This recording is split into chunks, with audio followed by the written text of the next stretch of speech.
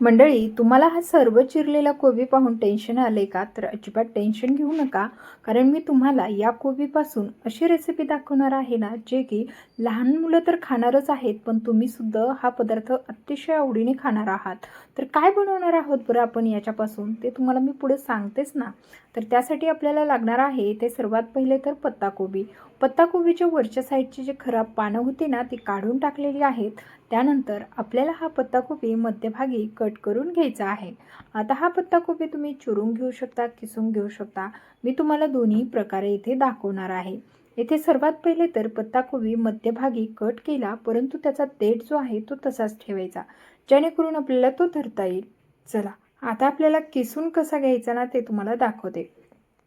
तर चला, आधीच प्रॅक्टिस दाखवत होते, आता रिअल दाखवते. त्यासाठी आपल्याला लागेल किसणी. आता इथे पहा, मी किसणी घेतलेली आहे. किसणीवरती आपल्याला असा धरून पत्ताकोबी जो आहे ना, तो किसून घ्यायचा आहे. हे पहा, मला तर ना किसण्यापेक्षा कट करणं सोपं वाटतं.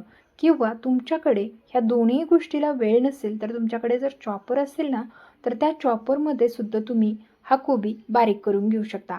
कारण कोबी चॉपरमध्ये बारीक करण्या अगोदर फक्त तुम्हाला रफली चॉप करायचा आहे आणि त्यामध्ये टाकून हवा तितका बारीक तुम्ही चॉप करून घेऊ शकता.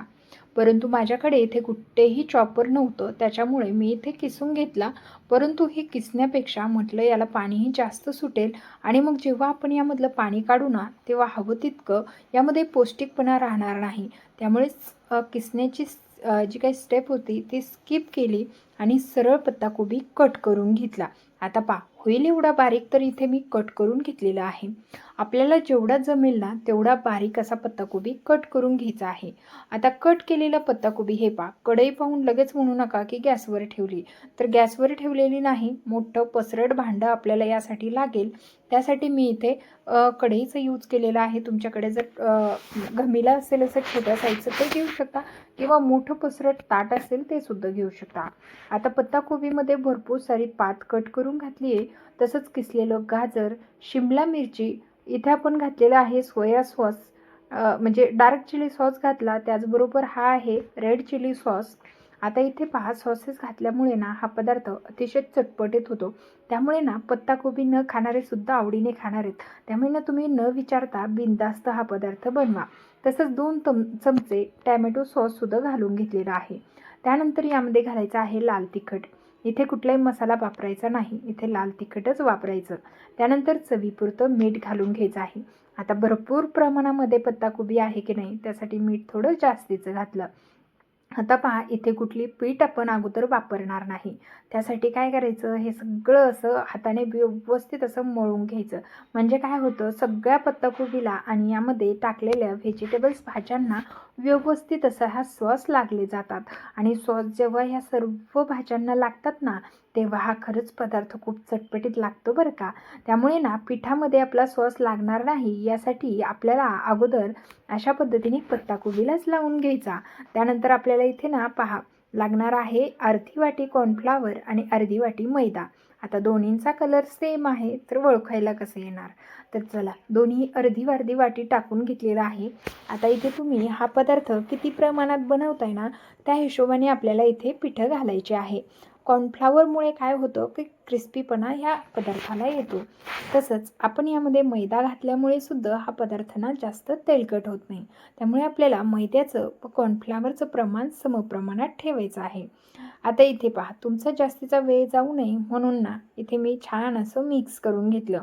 पीठ आपल्याला अगदी अर्धी वाटी कॉर्नफ्लॉवर आणि अर्धी वाटी मैदा तेवढंच लागलं. वरतून आपण काही पीठ वापरलेलं नाही. त्यानंतर हातावरती असे छोटे छोटे बॉल्स तयार करून घ्यायचे. तर पहा, अगदी इझिली होतात की नाही. आणि मस्त, अहो काय मस्त मंचुरियन लागतात.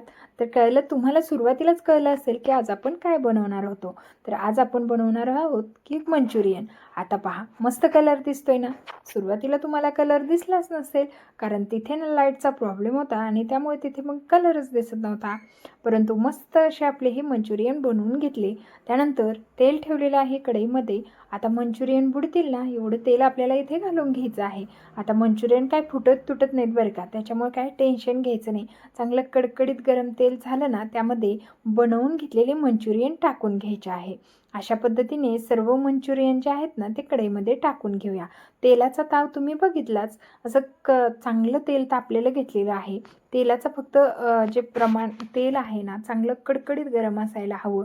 म्हणजे काय होईल की आपले हे मंचुरियन अजिबात तेलकट होणार नाहीत, तेल पिणार नाहीत आणि फुटणारही नाहीत. त्यासाठी ना इथे कडकडीत तेल गरम केलं होतं. इथपर्यंतही मी गॅस कुठेही कमी केलेला नाही. हाय हीटवरती चांगला त्यांना कलर येऊ दिलेला आहे. तर इथे पहा मस्त असा बदामी कलर आपल्या ह्या मंचुरियनला आलेला आहे. हवं तर इथून पुढे तुम्ही जेव्हा वरतून असे क्रिस्पी मंचुरियन होतील ना तेव्हा तुम्ही हवं तर थोडं कमी लो गॅसवरती तळून घेऊ शकता. पण जर हीच प्रोसेस तुम्ही सुरुवातीलाच केली ना तर मात्र तुमचे मंचुरियन खूप तेल पितील आणि तेलकट होतील. आणि अशा प्रकारचा कितीही चटपटीत पदार्थ बनवा, परंतु त्यामध्ये जर तेल गेलेलं असेल ना तो खायला हवं तितका टेस्टी लागत नाही. त्यामुळे ह्या गोष्टीची तुम्हाला अगदी आवर्जून काळजी घ्यायची आहे. सर्व मंचुरियन तळून झाले की लगेच त्या पॅनमधलं तेल ओतून काढलं. दुसरं फ्रेश थोडंसं तेल त्यामध्ये टाकून घेतलं. त्यामध्ये भरपूर असा लसूण घालायचा आहे. लसूण घालताना कंजूशी करू नका. त्यानंतर शिमला मिरची व कांदा, त्याचबरोबर थोडासा पत्ताकोबी देखील आपण त्यामध्ये कट करून घातला आहे. कांद्याची पात, हे सगळं आपल्याला हाय हीटवरती प्रोसेस करायचे आहे. जेवढी तुम्ही हाय हीटवरती ही फोडणी तयार कराल किंवा तडका तयार कराल ना तेवढा तुमचा हा चायनीज पदार्थ मस्त लागणार आहे, चटपटीत लागणार आहे. तो चटपटीत आणि मस्त लागण्यासाठी हाय हीटवरती केल्यामुळे काय होतं, सगळ्या भाज्यांना छान असा सॉस सुटतो. तर इथे आपण घालून घेतला सर्वात पहिले डार्क चिली सॉस, त्यानंतर घालायचा 2 चमचे रेड चिली सॉस, त्याचबरोबर 2 चमचे टॅमॅटो सॉस घालायचा. अगदी प्रमाण तुम्ही तुमच्या आवडीप्रमाणे थोडंफार कमी अधिक करू शकता. सॉसेस घालायला फक्त कंजूसी करायची नाही. जास्त सॉस घातल्यामुळे काय होतं, आणि खूपही जास्त घालायचं नाही जेणेकरून पदार्थाची चव कमी आणि सॉसची जास्त लागेल, असंही आपल्याला करायचं नाही. तर पहा इथे सॉसेस घालून घेतलेली आहे. त्यानंतर काय करायचं, सोपं आहे. यामध्ये आपल्याला फक्त कॉर्नफ्लॉवरची स्लरी तयार करून ॲड करायची आहे. इथे पहा मी गॅस कमी केलेला आहे आणि कमी गॅसवरती आपल्या ह्या भाज्या किंवा सॉसेस मिक्स होत आहेत. तोपर्यंत इकडे ना मस्त असं कॉर्नफ्लॉवर मिक्स करून ते पाणी ॲड केलं. आता यामध्ये आणखीन थोडंसं नॉर्मल पाणी घालून घ्यायचं आणि मस्त आपलं इथे हे सूप तयार झालेलं आहे. मंचुरियनचं सूप आपलं बनून तयार झाले. पाहू शकता किती परफेक्ट झालेलं आहे. तर काहीच नाही, 2 चमचे कॉर्नफ्लॉवर पाण्यामध्ये मिक्स केलं आणि यामध्ये टाकून दिलं. तर मस्त अशी आपली फोडणी तयार झालेली आहे. सूप तयार झालं, त्यामध्ये अगदी हलकंसं थोडंसं मीठ घालून घेतलं आणि तयार केलेले आपले मस्त हे मंचुरियन यामध्ये टाकून घेऊया. आता पहा, तुम्हाला जर असे टाकलेले नसतील आवडत ना तर तुम्ही हे मंचुरियन सॉससोबत खाऊ शकता किंवा ऐन वेळेला तुम्ही ह्या सूपमध्ये बुडून खाऊ शकता. जर तुम्हाला असे गरमागरम सूपमध्ये टाकून नंतर खायला आवडत नसतील तर. पण दोन्ही पद्धतीने अप्रतिम लागतात. मी सांगितलेली पद्धत, टिप्स सर्व जर तुम्ही वापरलं ना तर तुमचे मंचुरियन 100% परफेक्ट होणार, यात काही शंकाच नाही आणि चवीला अफलातून होणार. तर मंडळी, तुम्हाला आजची आपली ही रेसिपी कशी वाटली ना मला कमेंट करून नक्कीच कळवा. आणि हो, पावसाळा सुरू होत आहे त्यामुळे रेसिपी ट्राय करायला विसरू नका. तसंच जाता जाता आपल्या आरकेज फूड रेसिपी चॅनलला सबस्क्राईब केलं नसेल तर लगेच करून घ्या आणि बाजूच्या बेल आयकनला ऑन करा, म्हणजे पुढील व्हिडिओचे नोटिफिकेशन सर्वात पहिले तुम्हाला मिळेल. तर कांद्याची पात टाकून मिक्स केली आणि मस्त मंचुरियन सर्व करून घेतले. तर दिसायला सुरेख झालेत, तितकेच चवीला अप्रतिम झालेत. त्यामुळे रेसिपी तुम्हाला नक्कीच आवडली असेल. तुमच्या मित्रपरिवारासोबत जास्तीत जास्त हा व्हिडिओ शेअर करा. आवडल्यास लाईक, शेअर, सबस्क्राईब. धन्यवाद.